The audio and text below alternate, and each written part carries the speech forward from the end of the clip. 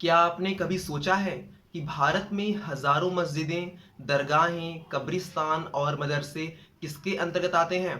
कौन संभालता है उनकी जमीन और उनके खर्च का हिसाब किताब? इसका जवाब है वक्फ बोर्ड। चलिए जानते हैं कि वक्फ बोर्ड क्या है, इसका इतिहास, इसका पावर और हाल ही में हुए बड़े बदलाव। वफ़ क्या है? आइए जानते हैं कि वफ़ आखिर क्या है। वफ़ एक अरबी भाषा का शब्द है जिसका मतलब है रोक देना।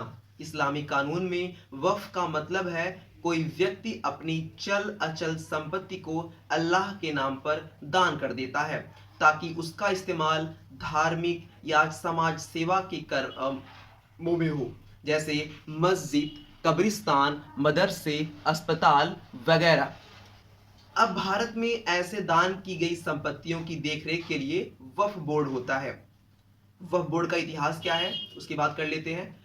भारत में वक्फ की व्यवस्था मुगलों के समय से चली आ रही है, लेकिन कानूनी रूप से इसे 1954 ईस्वी में से कानूनी रूप मिला जब भारत सरकार ने वक्फ एक्ट पास किया।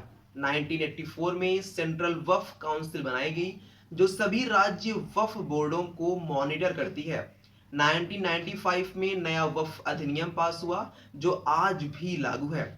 अब वक्फ बोर्ड के पास आखिर कितनी संपत्ति है?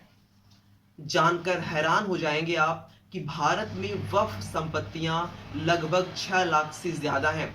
उनका कुल मूल्य लाखों करोड़ों रुपए में आंका गया है, लेकिन अफसोस इसका एक बड़ा हिस्सा विवादों, भ्रष्टाचार और कब्जों में फंसा हुआ है।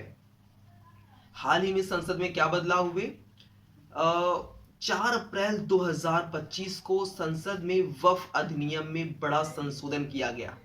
इस बदलाव के तहत निजी संपत्ति को वक्फ घोषित करने की प्रक्रिया को कड़ा किया गया है। किसी जमीन को वक्फ घोषित करने से पहले अब सुनवाई और मालिक का पक्ष सुनना जरूरी होगा। वक्फ बोर्ड की जांच के अधिकारियों को सीमित किया गया है। केंद्र सरकार को वक्फ संपत्ति के रिकॉर्ड, डिजिटाइजेशन और पारदर्शिता के लिए नई शक्तियां दी गई हैं। सरकार का कहना है ये बदलाव अधिकारों के दुरुपयोग को रोकने और न्यायपूर्ण प्रणाली के लिए जरूरी है। यही कुछ विपक्षी दल और मुस्लिम संगठनों का आरोप है कि इससे वक्फ की स्वतंत्रता पर खतरा पैदा हो सकता है। विवाद और सच्चाई। वक्फ संपत्ति को लेकर विवाद कोई नया नहीं। कई रिपोर्ट्स में भ्रष्टाचार, अवैध कब्जे और राजनीतिक दखल अंदाजी की बात सामने आई है।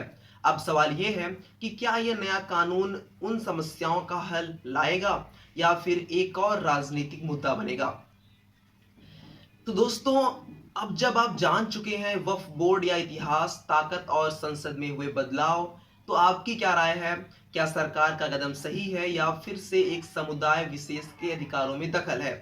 कमेंट में बताइए और वीडियो को लाइक और शेयर करना मत भूलिए और सब्सक्राइब करिए ताकि अगली बार भी आपको मैं ऐसी जानकारी दे सकूं जिससे आप एक स्वविवेक से निर्णय ले सकें। आज के लिए बस इतना ही, मिलेंगे नेक्स्ट वीडियो में। जय हिंद।